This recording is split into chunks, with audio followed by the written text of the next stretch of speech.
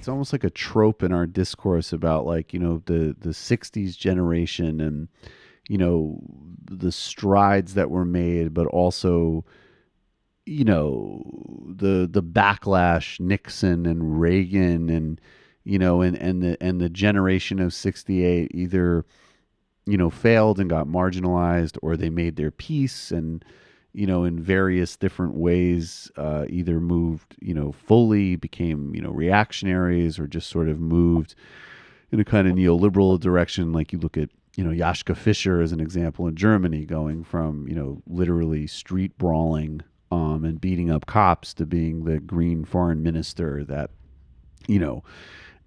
implements, EU integration and bombing Kosovo, and now is a global green consultant for like, BMW and other global brands.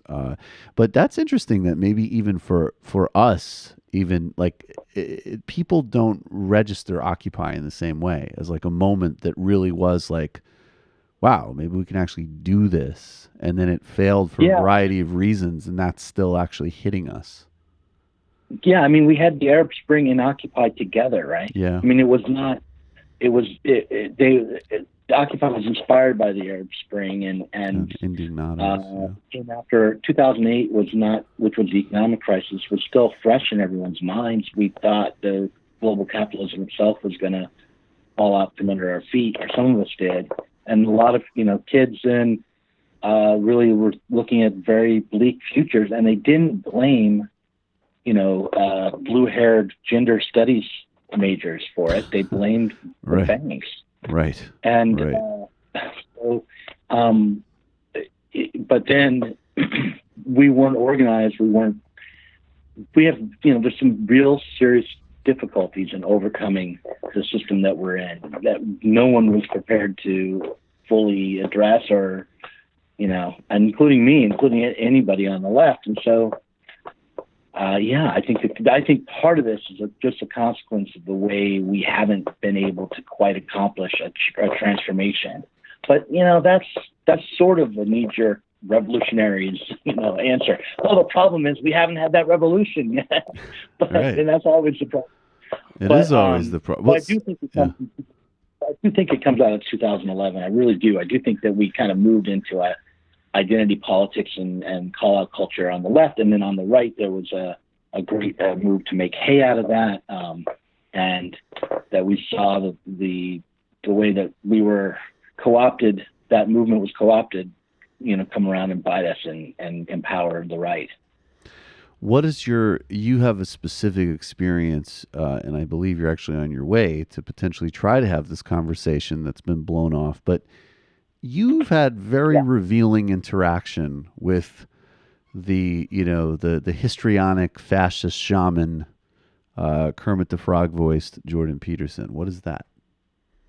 Well, okay, I have to say it's been entirely one-sided. In other words, I emailed him and then his team, his publicist, to try to get him onto the Zero Books podcast. Right. And when I did that, I actually got a lot of heat from people on the left saying, "Why are you bothering talking to this guy?"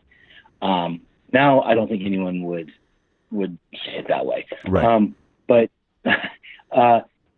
anyway, his team canceled on me at the beginning of this year. They initially, just to be clear, initially they said they would do it, and Jordan Peterson has done a lot of, like, he sits in the Rogan studio and does a lot of like, "Well, I'm ready if they could defend their ideas." And you came along and you said, "Hey, I'm a dirty, communist who wants to end capitalism and thinks that racism exists, and I'm ready to take you on, buddy." And so there you go. Right. Yeah, and so he was willing to. His team thought it would be fine to go on my show. I mentioned Kill All Normies, which they might have heard of, and so they were going to have him on, and then to promote his book. But then it turned out, he didn't really need to come on my podcast, or such small fry podcast. And I don't know if they caught wind of who I was and got cold feet, or what exactly happened. But they canceled the promise to reschedule. Then Peterson went on Joe Rogan, and Rogan asked him, hey, do any of these Marxists that you hate so much ever debate you? Have you ever actually talked to any of these guys? And his answer was no, they don't want to debate me. They don't ever ask me to. They don't want to talk to me. Right. They're basically, the implication was that they're afraid to really expose their ideas to the light of day. Right. But in fact, at that very moment, I was trying to get him to come on my podcast to talk to me. So it was a violation of what is listed as Rule 8 in his book, The 12 Rules for Life, which is never lie.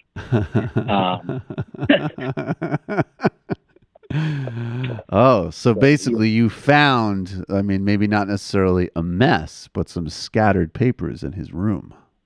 Oh, I sure did. Yes. And I would say, I mean, I guess I should, I've been told I should keep this under wraps just in case. Yeah, no no worries. Yeah.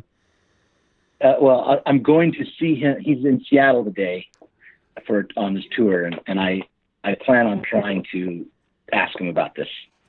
Trying to have a free and open exchange of ideas, which I normally oppose, but in this case I support.